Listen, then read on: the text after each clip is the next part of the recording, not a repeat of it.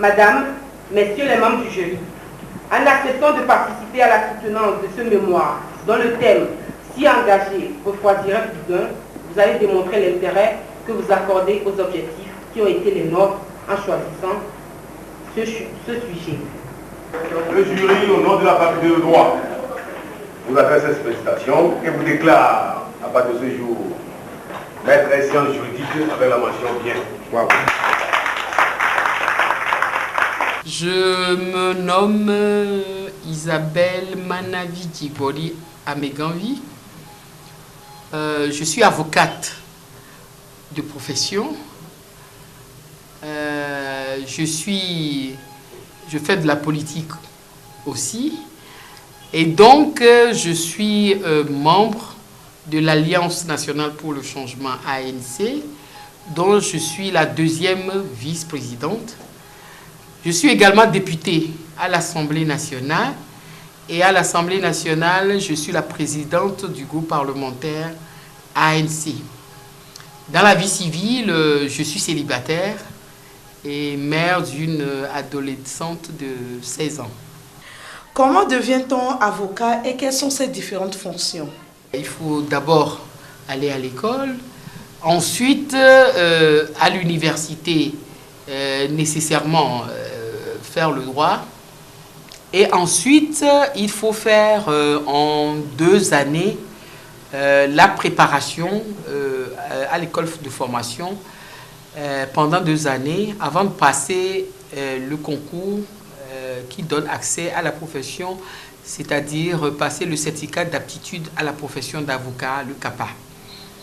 Une fois que vous avez passé le CAPA et que vous avez réussi, vous prêtez votre serment d'avocat stagiaire. Et c'est le seul d'ailleurs qui est prêté au début de l'exercice de la profession. Et vous tenez les audiences, vous venez aux audiences aussi. Et donc, vous êtes attaché à un cabinet sous la direction d'un maître de stage, donc qui vous suit dans les actes que vous accomplissez, tant au cabinet qu'à l'audience. Et vous avez 2 ans de stage à faire. Là, vous demandez avec le certificat de fin de stage et autres, délivré l'attestation délivrée par votre maître de stage, vous demandez à l'ordre des avocats, au conseil de l'ordre des avocats, votre inscription en tant qu'avocat au grand tableau. Vous pourrez accomplir votre profession d'avocat en ouvrant votre cabinet, soit individuellement ou en vous associant avec d'autres confrères pour faire une société civile professionnelle. Dans le secteur judiciaire, nous utilisons la balance. Nous utilisons la balance pour caricaturer la justice qui, lorsqu'il s'agit des magistrats, vous verrez que les 2 plateaux de la balance doivent être équitables, au même niveau. Mais pour ce qui concerne les avocats, la balance est penchée. D'un côté, la fonction de l'avocat, c'est de faire en sorte que ces principes de droit-là soient utilisés à bon escient pour l'intérêt de son client. Quelles sont les qualités d'un bon avocat? Parce qu'il y a aussi les mauvais avocats. Le bon avocat, c'est celui qui a la faculté de regarder son client dans les yeux et de lui dire si sa cause est juste ou pas. Il faut avoir la faculté de dire au client que conformément au droit, non, ce n'est pas comme ça que ça peut se passer. Et ce que j'ai remarqué qui est extraordinaire, c'est qu'aucun client n'est parti avec son dossier parce que je lui ai dit la vérité. Au contraire, lorsque vous dites la vérité au client, la plupart du temps, il vous dit, maître, comment est-ce que vous voyez qu'on peut faire, comment est-ce qu'on peut régler le problème?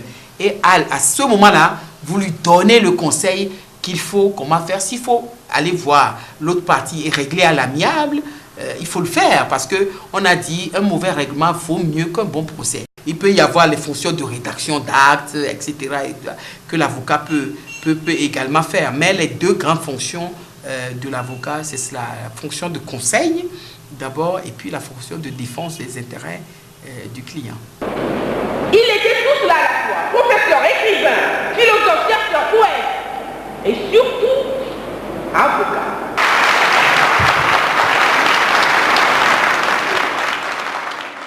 Pourquoi la plupart des politiciens sont des avocats ou ont fait le droit.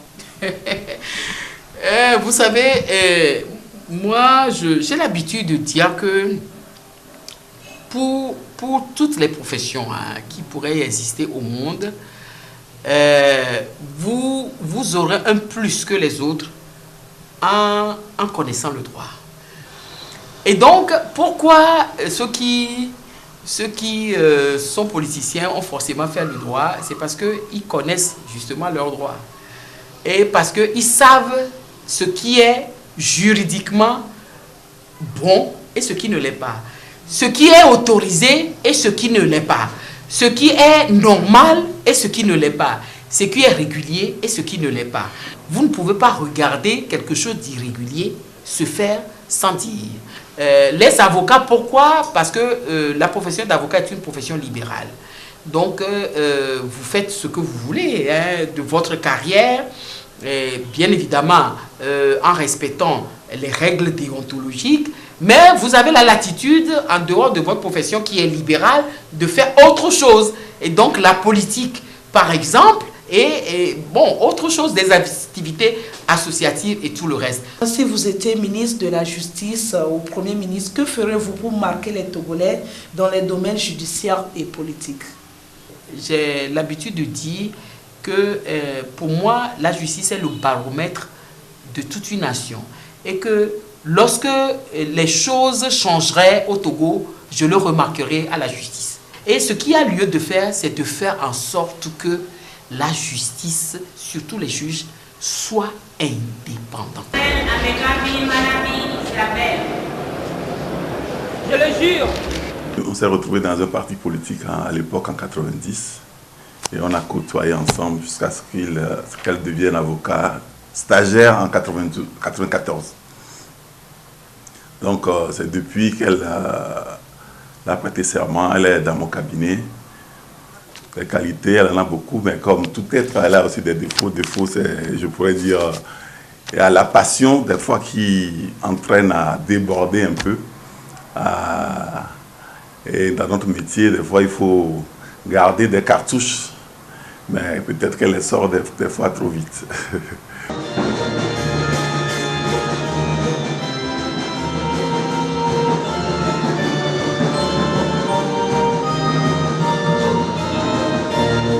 Professionnellement, au niveau du barreau également, j'ai constamment besoin de la présence divine et également dans la politique, surtout lorsque vous militez au sein de l'opposition dans notre pays, vous avez forcément et tout le temps besoin du soutien divin et de la sollicitation sans cesse croissante de Dieu dans toutes les activités, ne serait-ce que pour vous donner la santé et pour vous donner le courage et la foi d'avancer et de continuer sans relâche en remettant sur le métier tout le temps l'ouvrage. Au sein de notre église, dans la paroisse, ici aussi, je suis la présidente de la sous-commission appel de fonds.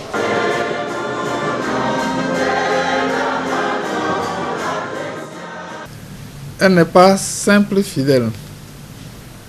Elle s'investit beaucoup dans les activités de la paroisse, surtout dans la construction du temple que nous avons entrepris depuis 2013.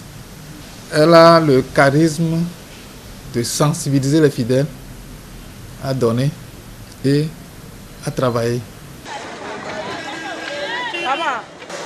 Isabelle est ma belle-sœur dans la mesure où ma soeur avait une fille qu'elle a fait avec mon grand frère.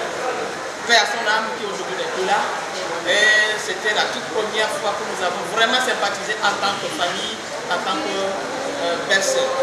Voilà. À part le fait qu'elle est toujours au chevet de tous ceux qui nous font appel, je dirais que ce qu'elle m'a donné de plus cher, c'est cet enfant, cette fille-là.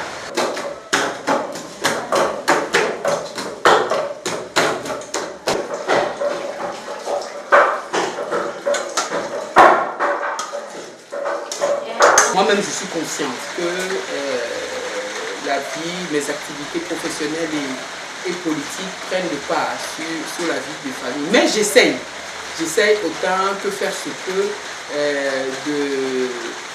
d'intégrer dans toute cette panoplie d'activités-là aussi la vie familiale qui est très importante, puisque je suis mère de famille et mère célibataire en plus. Donc vous comprenez que j'ai la tâche paternelle et maternelle vis-à-vis de ma fille également.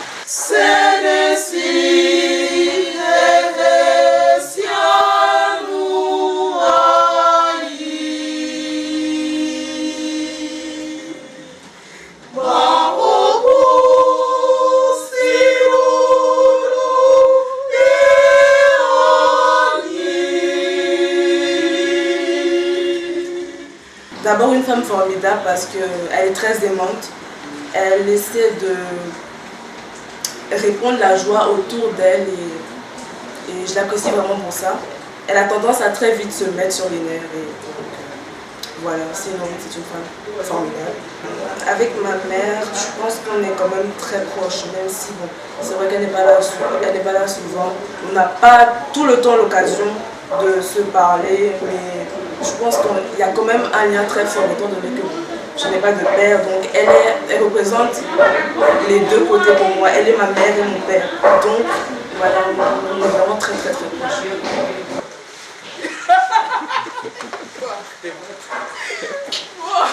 En notre qualité de représentants de la nation togolaise, nous sommes en droit de nous poser des questions. Après le droit, la politique est devenue votre seconde passion, peut-être mais qu'elle prend le dessus. Dites-nous, qu'est-ce qui a déclenché en vous ce sacerdoce, si c'est vraiment le mot? Oui, bon, au Togo, il vaut mieux le qualifier de sacerdoce parce que ce n'est pas facile et il faut avoir la ferme volonté de le faire. Ce qui l'a déclenché à moi, c'est peut-être la même raison qui a fait j'ai choisi le métier d'avocat. C'est parce que je n'aime pas du tout l'injustice. À cette étape de votre vie politique, êtes-vous heureuse? Dans la vie politique, je ne peux pas être heureuse de la vie politique. C'est pour ça, si j'avais été heureuse, j'aurais arrêté le combat que je mène aujourd'hui. Ça veut dire que l'objectif pour lequel je me suis lancé dans la lutte politique, à mon sens, n'est pas encore atteint. C'est l'avènement et l'ancrage de la démocratie et de l'état de droit dans notre pays. Et donc, si les Togolais sont satisfaits, je serai heureuse aussi. Mais je suis sûr que les Togolais ne sont pas heureux, ne sont pas contents. Il y a une jeune étudiante qui admire votre dynamisme et veut devenir comme vous. Quels sont les conseils que vous lui donnez et quelles sont les dispositions qu'elle doit déjà commencer par prendre? Ce que les autres ignorent, c'est qu'il y a un temps pour tout. Peut-être c'est parce que moi, je n'ai jamais su faire deux ou trois choses à la fois. Si je dois donner un conseil dès à présent, c'est faire en sorte de donner des années à chaque étape de la vie. Lorsque vous êtes étudiante, comprenez que vous avez à vous attacher et à la limite exclusivement, peut-être pas exclusivement, mais quand même de manière beaucoup plus prépondérante à vos études et jusqu'à ce que vous arrivez au point où vous voulez et vous avez toute la vie devant vous pour choisir et faire ce que vous avez envie de faire en plus de... C'est ces années-là qui sont les plus déterminantes, les années d'études, de stage, de perfectionnement et autres. Mais une fois que vous avez franchi ces étapes-là, vous avez tout le temps de faire ce que vous voulez de votre vie.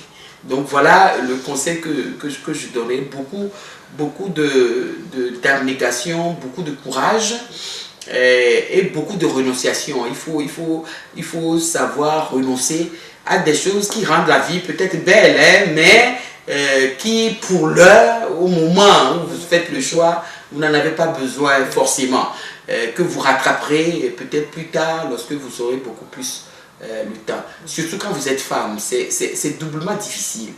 Le gouvernement vient d'annoncer le lancement des travaux de réfection de la voie de contournement de la faille d'Alédio. C'est une femme de conviction. J'ai connu autour de cette période, on ne s'est plus jamais quitté. Parce qu'elle est déterminée, je dis détermination, elle est déterminée pour obtenir ce qu'elle veut. Disponible, elle travaille énormément. C'est pas une paresseuse.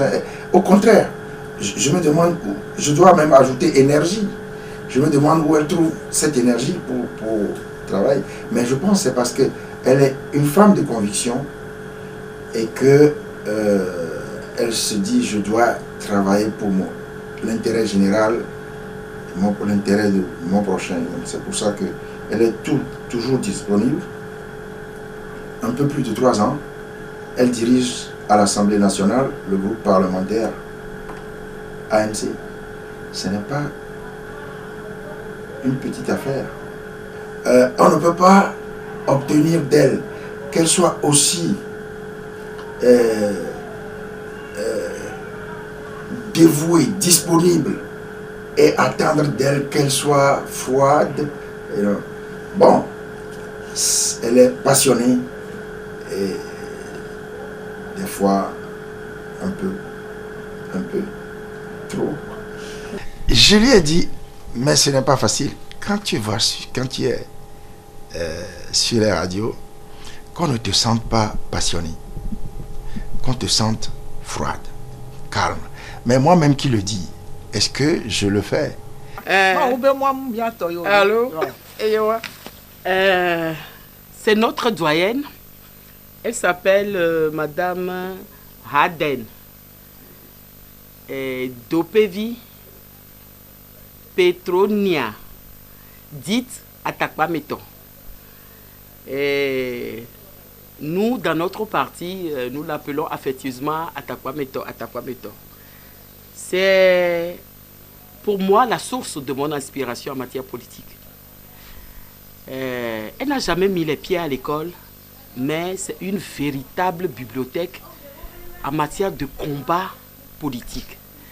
Elle a été nationaliste, grande militante du parti CUT à l'époque, aux côtés de Sylvanus Olympio pour l'obtention de l'indépendance.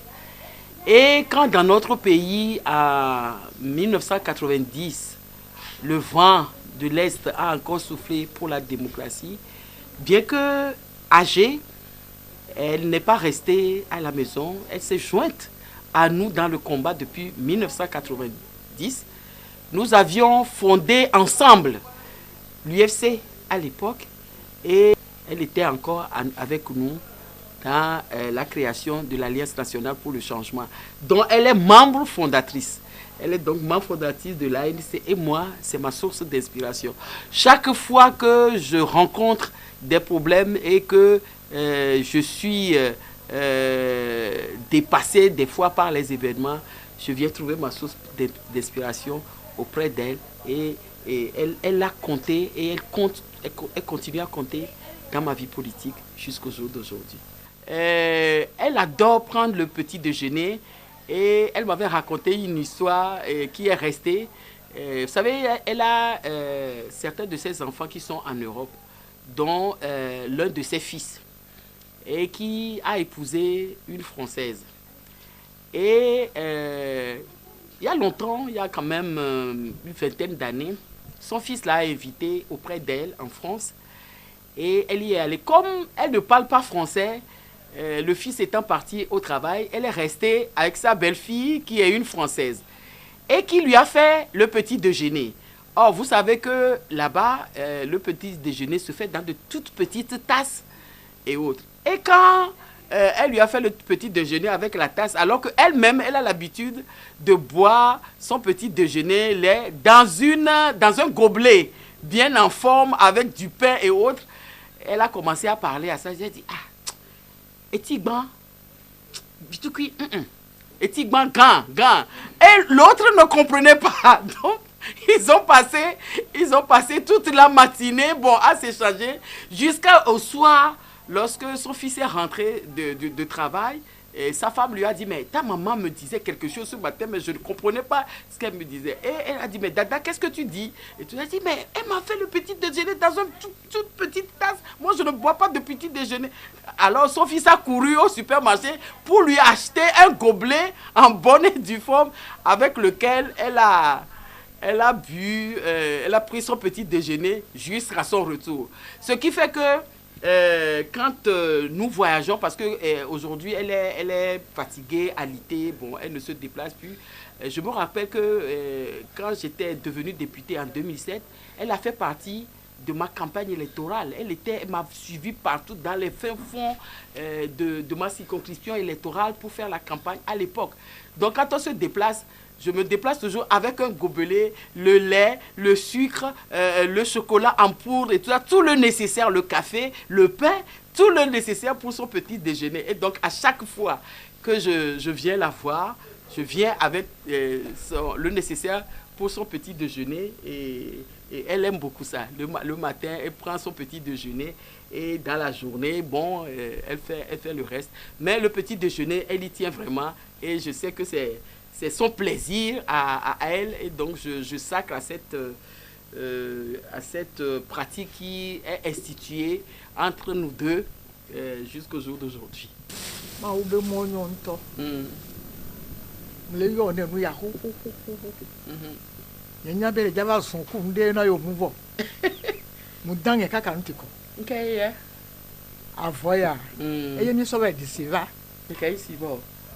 Olympio ke va blood enemy ke be kwa avoe mi so diaye mu so dade be wo ma so na o wenyi nko gbe vi ma so so no na so to na asi la sime. Elle vient de m'offrir un tissu pagne communément appelé kété traditionnel. Elle dit que c'est un pagne qu'ils avaient utilisé notamment elle, pour l'enterrement de feu Sylvanus Olympio. Un cadeau incommensurable, un cadeau qui n'a pas de prix pour moi et dont je ferai bon usage. Un mot de fin en direction de la population pour la rassurer que les choses évoluent et que demain sera meilleur.